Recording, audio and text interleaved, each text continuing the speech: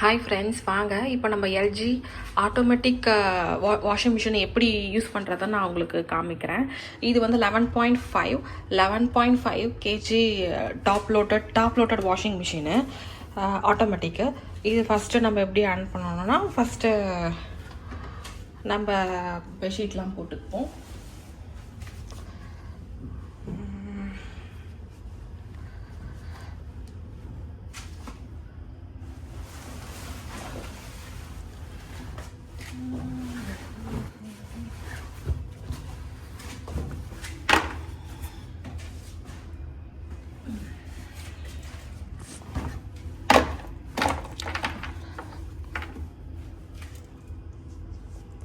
பெட்ஷீட்லாம் போட்டு காய்ச்சி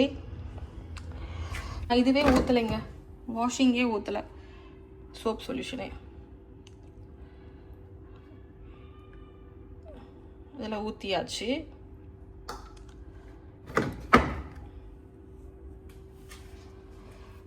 அப்புறம்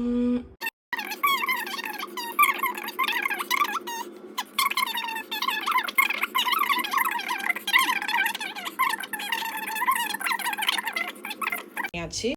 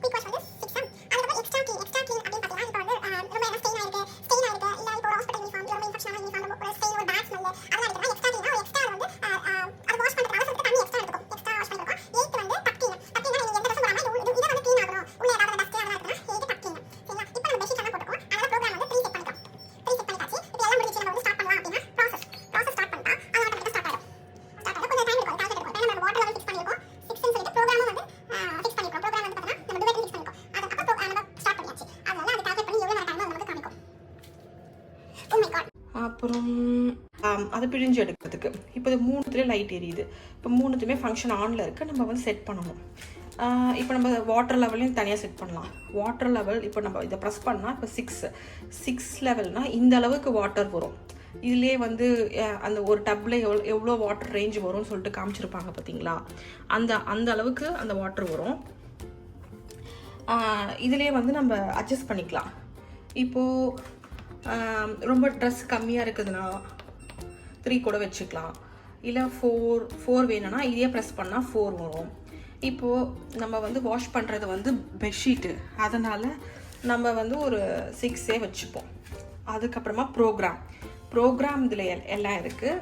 இதில் வந்து பார்த்தோன்னா நார்மல் 1ன்னா இந்த ப்ரோக்ராமுக்கு போயிட்டோன்னா இப்போ இது 1 வந்துருச்சு. இப்போ வீட்டில் இருக்கிறவங்க பெரியவங்களுக்குலாம் இதெல்லாம் ஒன்றுமே தெரியாது அப்படின்னா ஜஸ்ட் இந்த ப்ரோக்ராமை ப்ரெஸ் பண்ணால் 1ன்னு வரும். அப்படியே வந்து இந்த ப்ராசஸ் ப்ரெஸ் பண்ணிட்டா அது பாட்டு ஆன் ஆகிடும். இப்போ நம்மளுக்கு இப்போ என்ன கிளாத்துக்கு ஏற்ற மாதிரி நம்ம ப்ரோக்ராம் எப்படி செட் பண்ணுறது அப்படி பார்த்தோன்னா, நார்மல் வாஷ்னா இந்த நார்மல் 1. இப்போ ப்ரோக்ராம்லேயே இது 1ல் இருக்குது. இப்போ உள்ளன் கிளாத்து, ஷொட்டரு அந்த மாதிரி கிளாத்துனா இந்த ப்ரோக்ராமே நீங்கள் திரும்ப ப்ரெஸ் பண்ணிங்கன்னா 2 ஆகும். அது அப்புறம் டுவெட் வந்துன்னா பிளாங்கெட்டு, அப்புறம் வந்து அதான் பெட்ஷீட்டு, பில்லோ கவரு அந்த மாதிரியெல்லாம் கொஞ்சம் பெரிய ஷீட்டாக இருக்கிறதெல்லாம் அந்த டுவெட் 3. சரிங்களா? அப்புறம் வந்து நம்ம ஆல்ரெடி வந்து துவைச்சாச்சு, நம்ம வந்து வெறும் அலசி பிழியணும் அப்படின்னா 4 ரின்ஸ் அண்ட் ஸ்பின்னு இருக்கும். அதுக்கப்புறம் 5th நார்மல் ப்ரீ வாஷ், மேலே ப்ரீ வாஷ் ப்ளஸ் நார்மல்னு இருக்கும்.